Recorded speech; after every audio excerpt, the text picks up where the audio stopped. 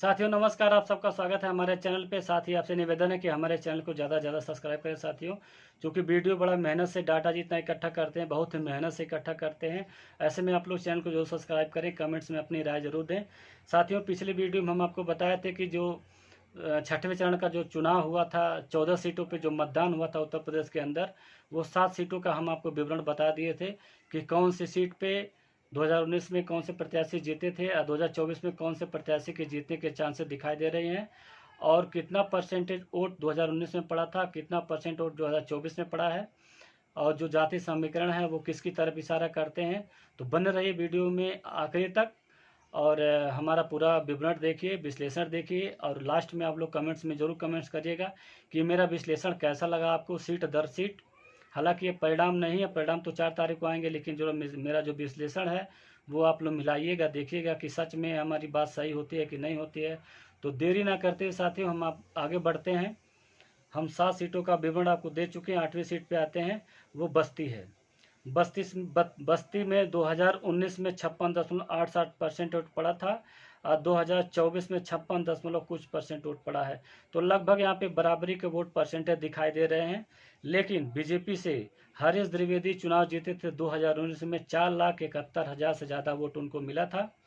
दूसरे नंबर पर जो थे बहुजन समाज पार्टी के राम प्रसाद चौधरी थे, जो कि राम प्रसाद चौधरी बहुजन समाज पार्टी के बहुत ही पुराने लीडर हैं और बस्ती में उनका काफ़ी जो है कद बड़ा है। लेकिन बहुजन समाज पार्टी से वो हार गए थे। 4,40,000 वोट पाए थे, लगभग 30,000 28,000 के आसपास वोट उनको कम मिला था, जिसकी वजह से वो चुनाव हारे थे। बहुत ज़्यादा अंतर नहीं था। लेकिन इस बार जो समीकरण है वो राम प्रसाद चौधरी बहुजन समाज पार्टी को छोड़ करके समाजवादी पार्टी की टिकट से बस्ती से चुनाव लड़ रहे हैं। ऐसे में बहुजन समाज पार्टी उन्हीं के एक भतीजे हैं, तो उनको वहाँ से चुनावी मैदान में उतार दी हैं। तो ऐसे में जो चौधरी का वोट है, बस्ती में चौधरी का वोट ज़्यादा है, तो ऐसे में चौधरी का वोट बटता हुआ नज़र आ रहा है और हरीश द्विवेदी को एज मिलता हुआ नज़र आ रहा है। तो यहाँ पर भी जो है भारतीय जनता पार्टी बस्ती से चुनाव जीतने के करीब दिखाई दे रहे हैं। जो समीकरण बता रहे हैं उसके आधार पर हम आपको बता रहे हैं। अब आते हैं अगली सीट संत कबीर नगर, जबकि संत कबीर नगर का जो सीट है वो बहुजन समाज पार्टी का एक बहुत बड़ा मजबूत किला हुआ करता था। चाहे भालचंद यादव यहाँ चुनाव जीते हों बहुजन समाज पार्टी से, चाहे कुशल तिवारी यहाँ से सांसद बने हों, सांसद विधायक बनते रहे हैं। लेकिन जो 2019 का चुनाव हुआ था, 2019 में 54.72% वोट पड़ा था और 2024 में 52.63% वोट पड़ा था। लगभग 2% के आसपास वोट कम नज़र आ रहा है।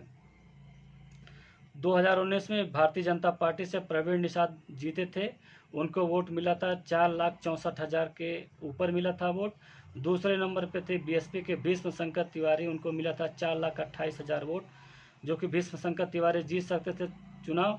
लेकिन इसमें कांट से यही फंसा कि उस समय 2019 में भालचंद यादव जीवित थे और भालचंद यादव जो है कांग्रेस के टिकट पे चुनाव लड़ गए थे, जिसकी वजह से वो वहाँ के ज़मीनी नेता हैं संत कबीर नगर के, और यादव में उनकी काफ़ी अच्छी पकड़ है। तो जिसकी वजह से जो 2019 में सपा बसपा का गठबंधन हुआ था, तो उस गठबंधन का धर्म न निभाते हुए जितने यादव मतदाता थे वो जो है भीष्म शंकर तिवारी को वोट ना दे करके जो है उनको दे दिए, क्या नाम है, भालचंद यादव को वोट दे दिए, जिसकी वजह से कुशल तिवारी वहाँ से चुनाव हार गए। इस बार 2024 में प्रवीण निषाद को जो है फिर दोबारा भारतीय जनता पार्टी अपना प्रत्याशी बनाई है।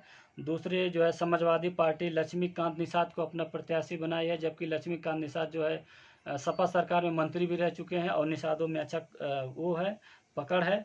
जो कि प्रवीण निषाद जो है यहाँ पे निषादों के वोट और प्लस अपर कास्ट का वोट मिला करके वो चुनाव जीते थे। लेकिन इस बार निषाद का वोट यहाँ बटता हुआ नज़र आ रहा है। यहाँ ये कहें कि ज़्यादा ज़्यादा संख्या निषादों की लक्ष्मीकांत की तरफ मूव कर रहा है। और यहाँ पे एक मुस्लिम प्रत्याशी को बहुजन समाज पार्टी ने अपना प्रत्याशी बनाया है, लेकिन हमें नहीं लगता कि मुस्लिम की प्रत्याशी होने की वजह से सारे मुस्लिम जो है उन्हीं को वोट करेंगे। लक्ष्मीकांत निषाद की तरफ भी आधा मुस्लिम के आसपास जाता हुआ नज़र आ रहा है। अगर मुस्लिम सही में मुस्लिम प्रत्याशी को वोट करता है तो यहाँ पे बहुजन समाज पार्टी फिर एक बार जीतेगी चुनाव। अब अगली सीट पे आते हैं, क्या नाम है, संत कबीर नगर के बाद लालगंज सीट, जो कि सुरक्षित सीट है लालगंज। तो 2019 में 54.48% वोट पड़ा था, 2024 में 54 कुछ परसेंट वोट पड़ा था। लगभग बराबर का यहाँ पे देखने को मिल रहा है।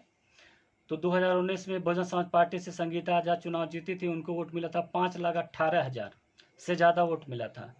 बीजेपी से दूसरे नंबर के प्रत्याशी थी नीलम सोनकर, उनको वोट मिला था 3,57,000।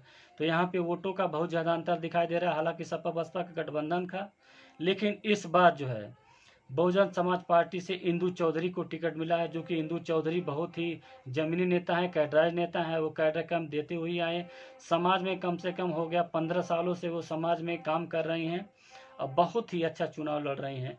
लेकिन समाजवादी पार्टी से यहाँ पे दरोगा सरोज यहाँ पे वो भी अच्छा चुनाव लड़ती हुई नज़र आ रही हैं। और भारतीय जनता पार्टी से नीलम सोनकर को फिर एक बार टिकट मिला है।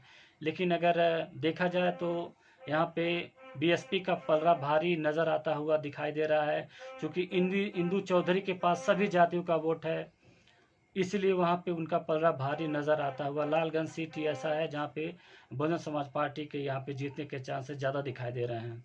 अब अगली सीट आते हैं आजमगढ़। आजमगढ़ में 2019 में अखिलेश यादव चुनाव लड़े थे, 6 लाख से ज़्यादा उनको वोट मिले थे।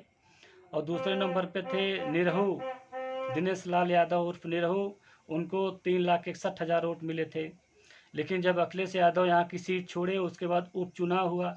उपचुनाव होने के बाद यहाँ से धर्मेंद्र यादव समाजवादी पार्टी के प्रत्याशी बनाए गए और बहुजन समाज पार्टी के गुड्डू जमाली थे, अब इस समय सपा में चले गए हैं।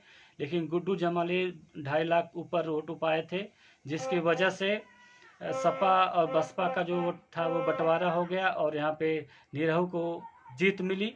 लेकिन इस बार समीकरण ज़्यादा धर्मेंद्र यादव के पक्ष में, समाजवादी पार्टी के पक्ष में। हालांकि आजमगढ़ जो है बहुजन समाज पार्टी का गढ़ हुआ करता था। रमाकांत यादव हुए, अकबर अहमद डम्फी हुए, तमाम तरह के यहाँ पे नेता थे जो जीत करके बहुजन समाज पार्टी का परचम लहराए थे। जो जाति समीकरण है वो बहुजन समाज पार्टी के फेवर में हुआ करता था। लेकिन अब कुछ समय से मुलायम सिंह यादव, अखिलेश यादव चुनाव जब से लड़ना शुरू किया, तब से आजमगढ़ जो है समाजवादियों का गढ़ इसमें माना जाता है। हालांकि यहाँ से बीएसपी से सबीहा अंसारी को टिकट मिला था, जो कि जो अंसारी समाज से आती हैं। और यहाँ पे बीजेपी से रहू हैं और समाजवादी पार्टी से धर्मेंद्र यादव हैं। तो यहाँ पे क्या नाम है, जो मुकाबला है वो काफ़ी अंतर का नहीं है। धर्मेंद्र यादव जो है जीतने के चांसेस यहाँ पे ज़्यादा है, चूँकि मुस्लिम मतदाता इस बार जो है भारतीय जनता पार्टी को हराने के वजह से समाजवादी पार्टी में वोट करते हुए नजर आए हैं। अब अगली सीट पे आते हैं जौनपुर। जौनपुर जो है 19 में 55 कुछ वोट पड़ा था परसेंटेज, और 2024 में भी 55.78% वोट पड़ा। तो ऐसे में जो है बहुजन समाज पार्टी यहाँ का चुनाव जीती थी। श्याम सिंह यादव 5 लाख से ज़्यादा वोट इनको मिला था। दूसरे नंबर पे थे बीजेपी के केपी सिंह, इनको मिला था 4,40,000। तो लगभग 60-70 हज़ार का अंतर यहाँ पे दिखाई दे रहा है, जबकि सपा बसपा का गठबंधन था। लेकिन इस बार का जो चुनाव है वो क्या नाम है, बीएसपी फिर जो है श्याम सिंह यादव को ही अपना उम्मीदवार बनाई है। क्योंकि आपको याद होगा कि जौनपुर वही सीट है जहाँ पे धनंजय सिंह की वाइफ श्रीकला रेड्डी को जो है बहुजन समाज पार्टी ने अपना प्रत्याशी बनाया। उसके बाद वो टिकट वापस कर दी, पता नहीं किसके दबाव में, या फिर बहुजन समाज पार्टी ने अपना प्रत्याशी ही बदल दिया। तो श्याम सिंह यादव को दोबारा फिर वो लड़ा रही हैं। लेकिन अब जो है धनंजय सिंह जो है पूरी तरह से खुल करके भारतीय जनता पार्टी के फेवर में आ गए हैं। तो यहाँ पे जो है बीजेपी से ठाकुर मतदाता है, समाजवादी पार्टी से बाबू सिंह कुशवाहा हैं।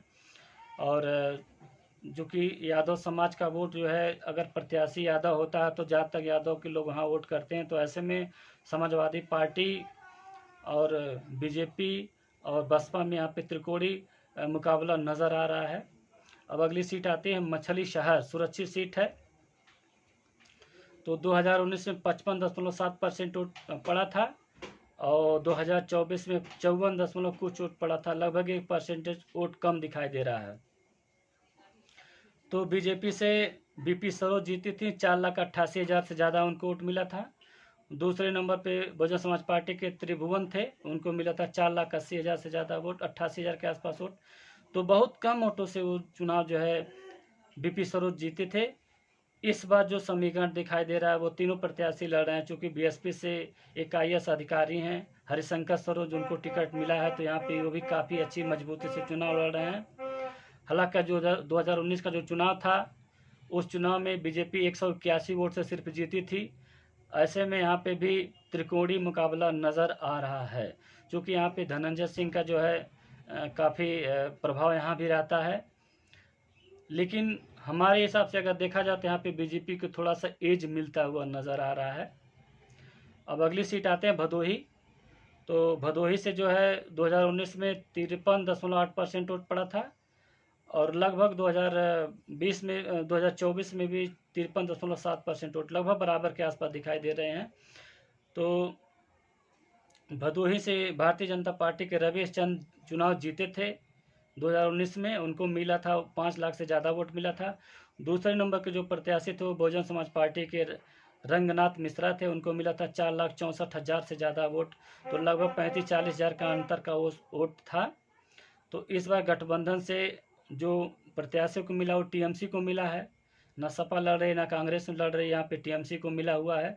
तो यहाँ का जो मुकाबला है वो त्रिकोणीय मुकाबला नज़र आ रहा है। तो ये रहा साथियों 7 सीटों का विवरण। अगले 7 सीटों का विवरण हम अगले वीडियो में बता चुके हैं। अगर आप लोग नहीं देखे हैं तो पिछला वीडियो मेरा देख लीजिए, उसमें अगले 7 सीटों का विवरण हम दे चुके हैं। तो साथियों कैसा रहा मेरा विश्लेषण? अगर हमारा विश्लेषण अच्छा लगे तो हमारे चैनल को सब्सक्राइब करिए, और अपनी राय रखने के लिए, अपनी राय देने के लिए हमें कमेंट्स में जरूर कमेंट्स करें। धन्यवाद।